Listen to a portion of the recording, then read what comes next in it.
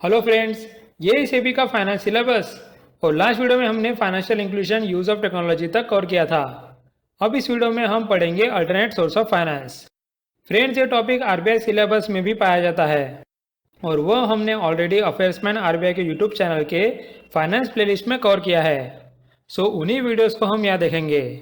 अगर आपने वो टॉपिक अफेयर्समैन आरबीआई के यूट्यूब चैनल से ऑलरेडी कवर किया है तो यहाँ आपका रिविजन हो जाएगा। सो चलिए स्टार्ट करते हैं।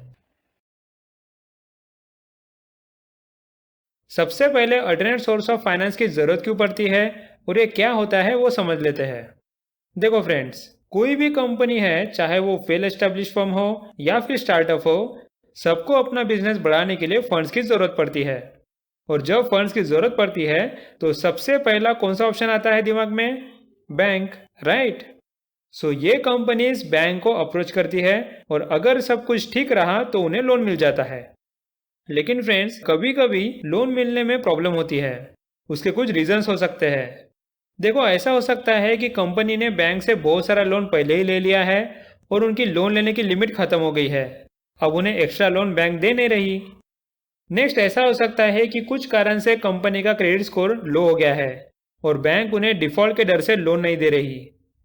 और नेक्स्ट, ऐसा भी हो सकता है कि कंपनी खुद होके लोन नहीं ले रही क्योंकि उनको ऐसा लग रहा है कि बैंक का लोन बहुत महंगा है और उन्हें कम रेट में लोन चाहिए रहता है। तो ये कुछ रीज़न होते हैं जिससे कंपनी को बैंक से फाइनेंस नहीं मिलता या फिर वो खुद नहीं लेती। लेकिन कंपनी को तो उसका बिजनेस बढ़ाना है, उसके लिए उन्हें फंड्स की ज़रूरत पड़ेगी, राइट। इसलिए उन्हें फाइनेंस के अल्टरनेट सोर्स को ढूंढना पड़ता है। समझ गए आप?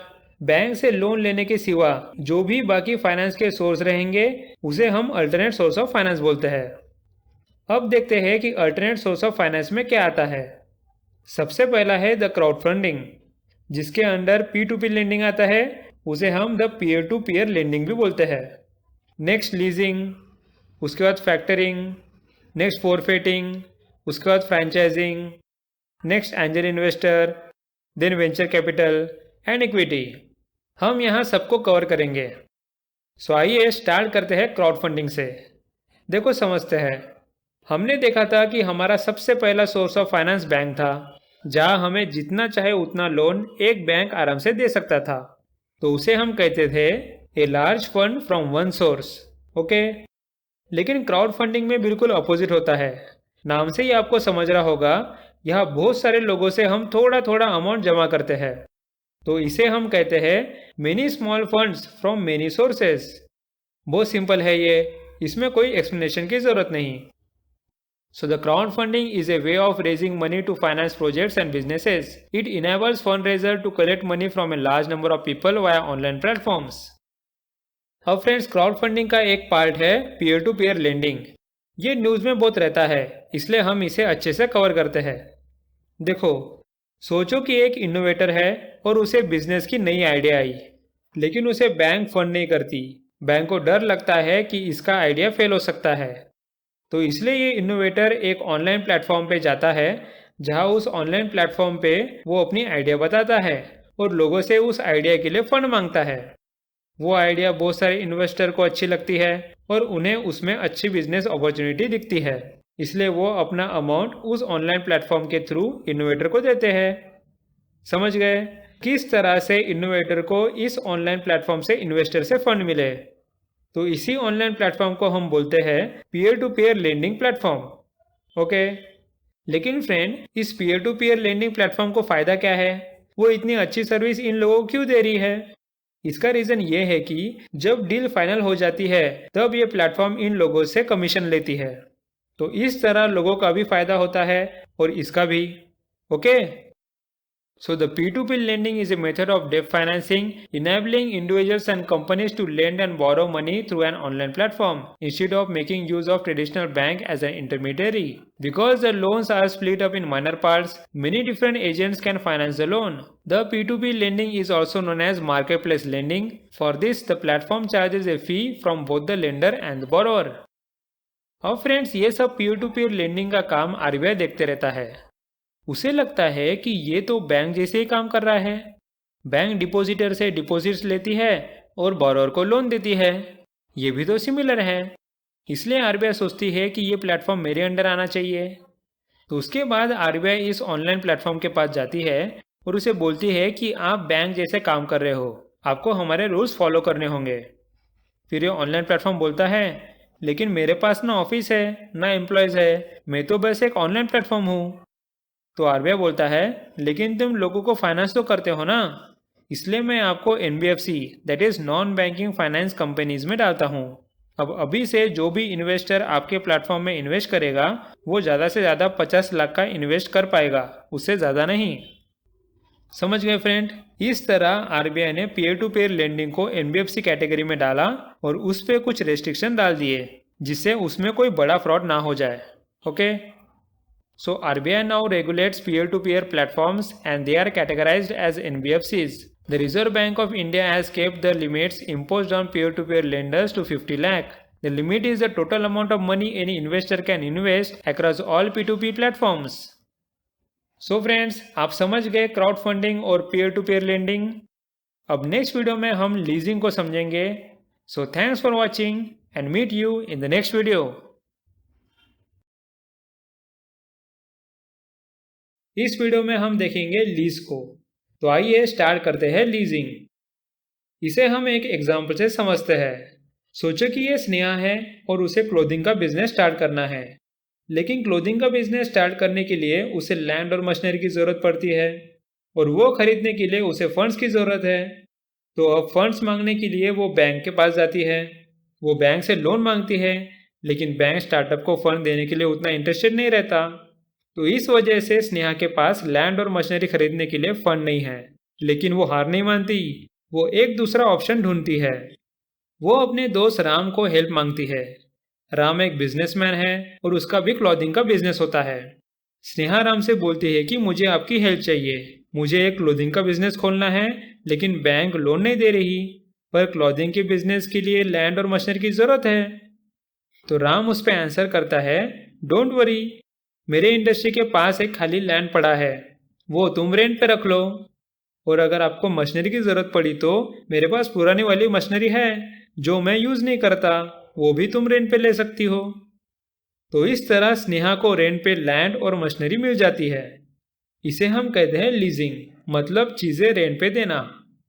यहाँ एक बात ध्यान रखो, जिसने भी यहाँ रेंट पे चीज़ें ली है उसे हम लीजी बोलते हैं, और जिसने भी रेंट पे चीज़ें दी है उसे हम लीजर बोलते हैं।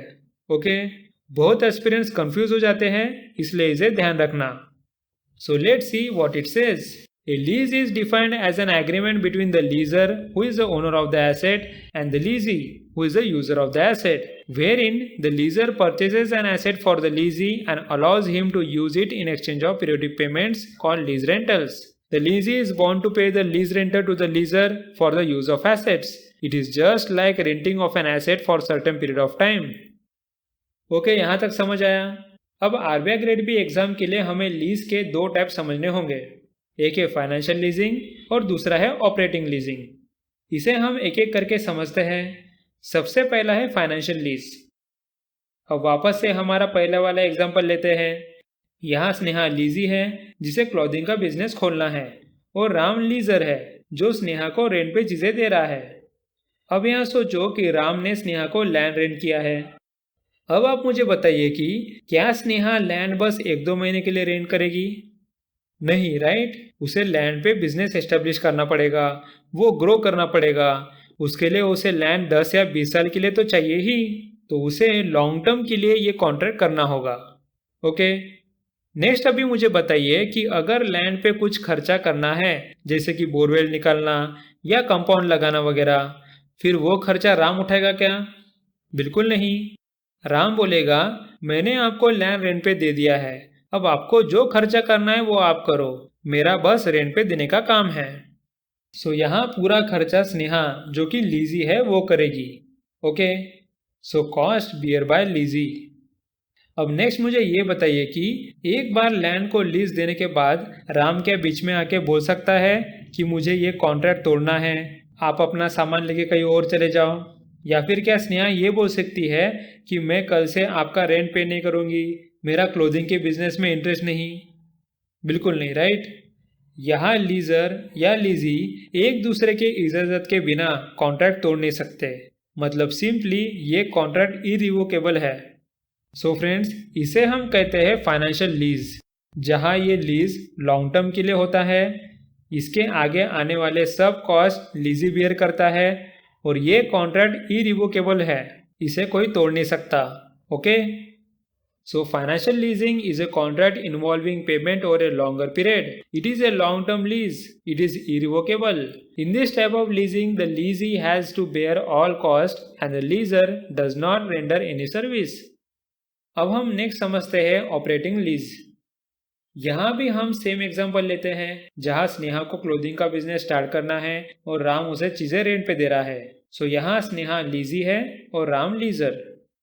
अब यहाँ सोचो कि राम स्नेहा को अपनी एक पुरानी मशीनरी रेंट पे दे रहा है। अब आप मुझे बताइए कि क्या ये जरूरी है कि स्नेहा इस मशीनरी को 10 से 20 साल तक यूज करे? नहीं।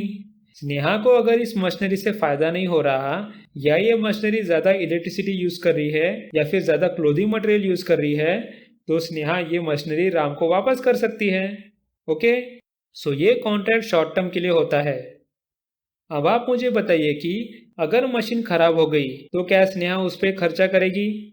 वो क्यों करेगी? वो तो ऑलरेडी राम को रेंट दे रही है ना। अभी ये राम की जिम्मेदारी है कि मशीन अच्छे से चले, तो यहाँ मशीन का सब खर्चा राम करेगा, जो लेसर है। So risk bear by lessor. अब मुझे बताइए कि क्या स्नेहा ये कॉन्ट्रैक्ट तोड़ सकती है? यहाँ क्या ऐसा हो सकता है कि मशीन बार बार खराब हो रही है या मशीन जो प्रोडक्शन देना चाहिए वो दे नहीं रही, तो स्नेहा को लॉस हो रहा है, जिसकी वजह से वो कॉन्ट्रैक्ट तोड़ सकती है क्या? बिल्कुल तोड़ सकती है, राइट। मतलब सिंपली ये कॉन्ट्रैक्ट रिवोकेबल है।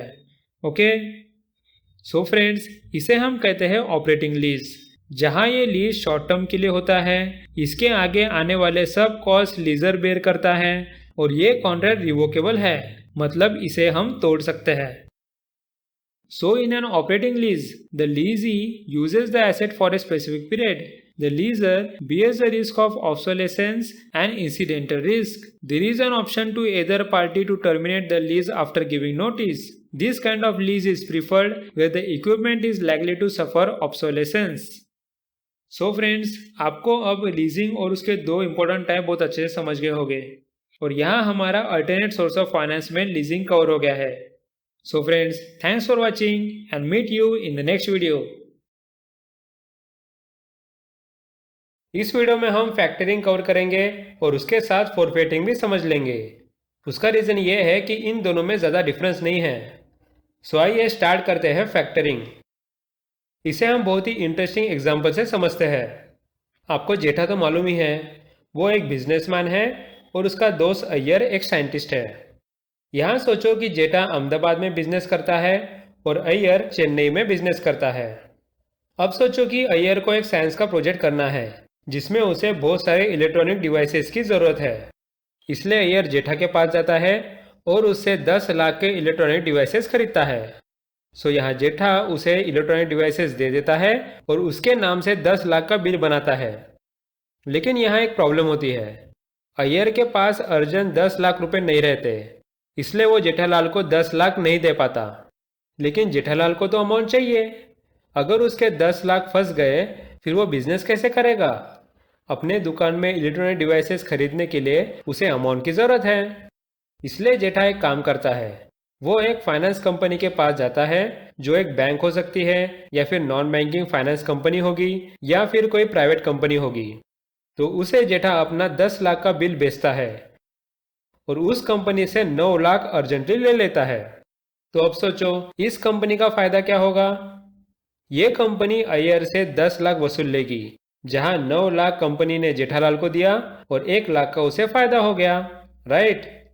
इसे हम कहते हैं फैक्टरिंग, जहां एक बिजनेसमैन अपना बिल फाइनेंस कंपनी को बेचता है और वो फाइनेंस कंपनी बिल का अमाउंट वसूल करने का काम करती है।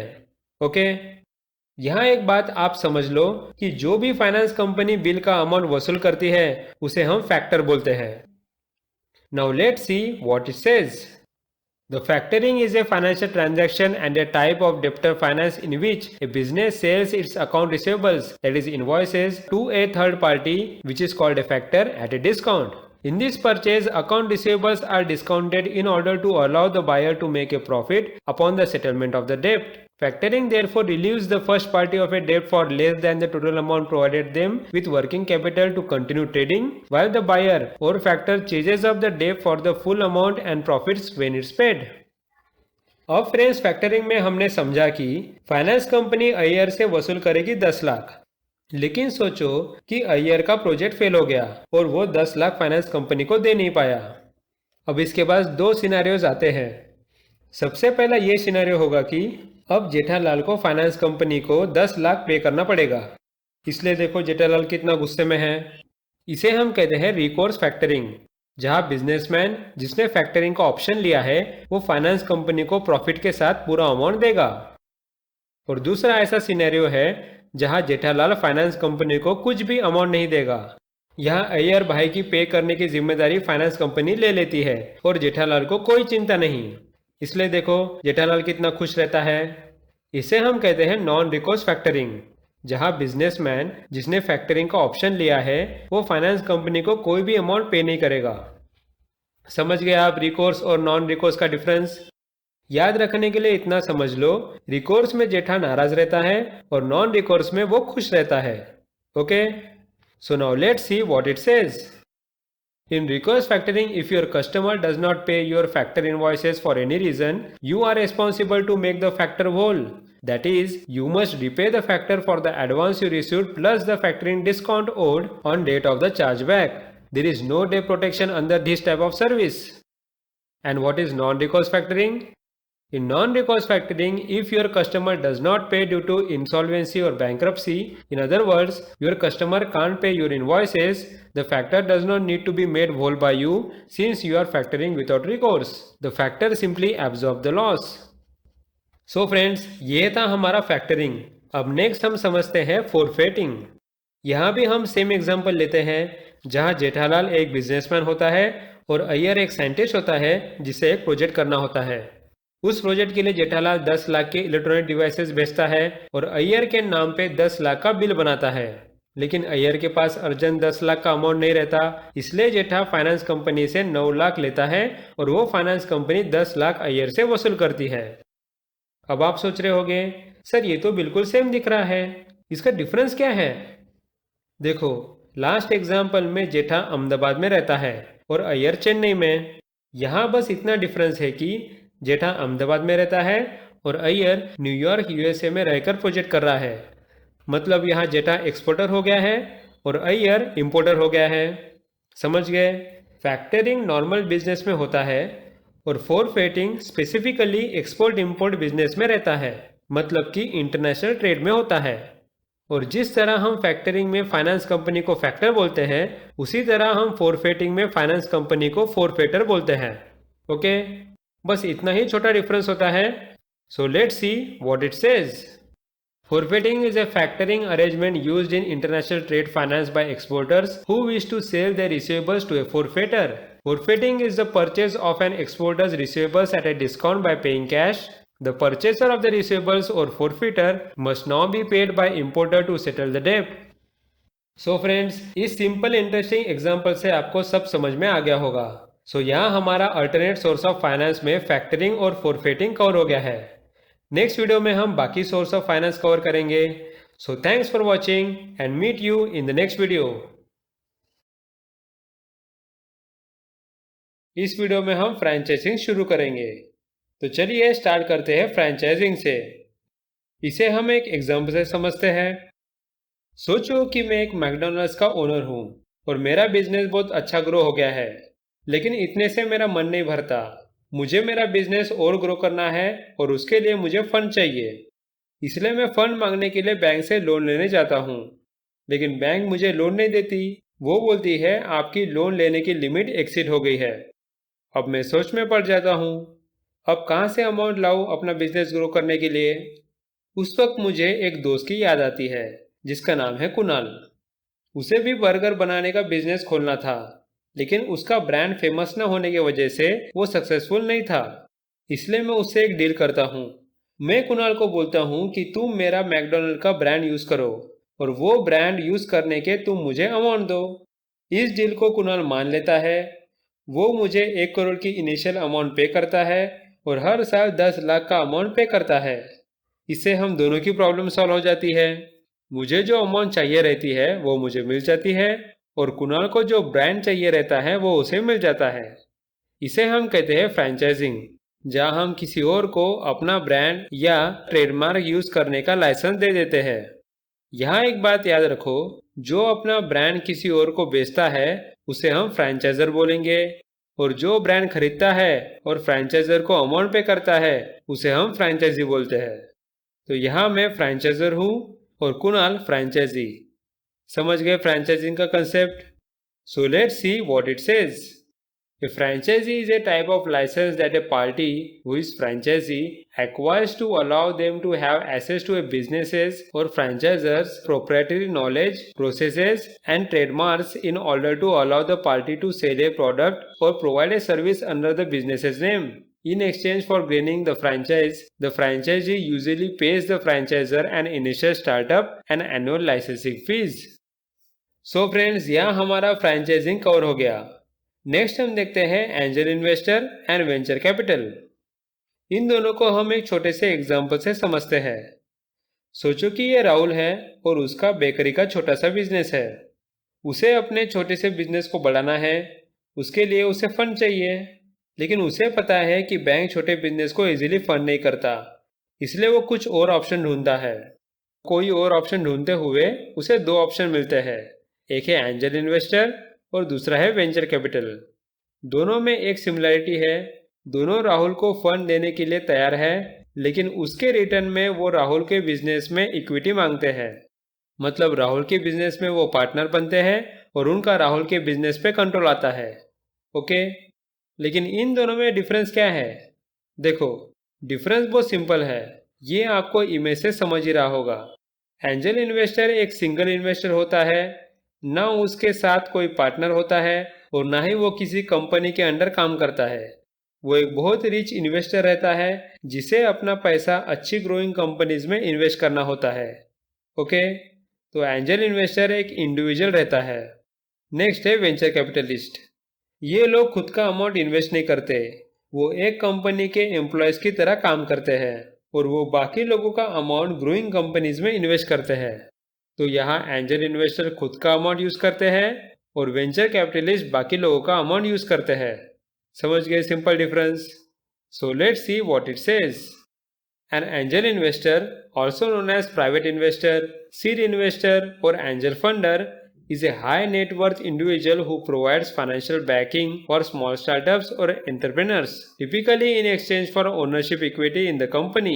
The funds that angel investors provide may be one-time investment to help the business get off the ground or an ongoing injection to support and carry the company through its difficult early stages. And what is venture capitalist? A venture capitalist is a private equity investor that provides capital to companies exhibiting high growth potential in exchange for an equity stake. These could be funding startup ventures or supporting small companies that wish to expand but do not have access to equities market. Venture capitalists are willing to risk investing in such companies because they can earn a massive return on their investments if these companies are a success. और मैंने आपको इसका difference बहुत simple language में बता ही दिया था। So, angel investors are rich persons who invest their own money in companies. Venture capitalists are employees of risk capital companies who invest other persons' money in companies. So friends, यहाँ हमारा angel investor और venture capitalist का concept भी cover हो गया है। अब last हम देखते हैं इक्विटी को। जिन लोगों ने मेरे वीडियोस रेगुलरली देखे हैं उन्हें मालूम है कि हमने इक्विटी का पोर्शन पहले ही वीडियोस में देख लिया था। जिन लोगों ने उन्हें नहीं देखे हैं मैं उन्हें रिक्वेस्ट करता हूं कि वो पार्ट 10, पार्ट 11, 12, 13 और 14 देख ले। वहां मैंने बहुत अच्छे से इक्विटी कवर किया है। ये वीडियोस देखने के बाद आपको कोई डाउट नहीं रहेगा। सो फ्रेंड्स, इसे देखने के बाद आपका इक्विटी पोर्शन कवर हो जाएगा और उसके साथ हमारा alternate source of finance cover हो गया है। So thanks for watching and meet you in the next video.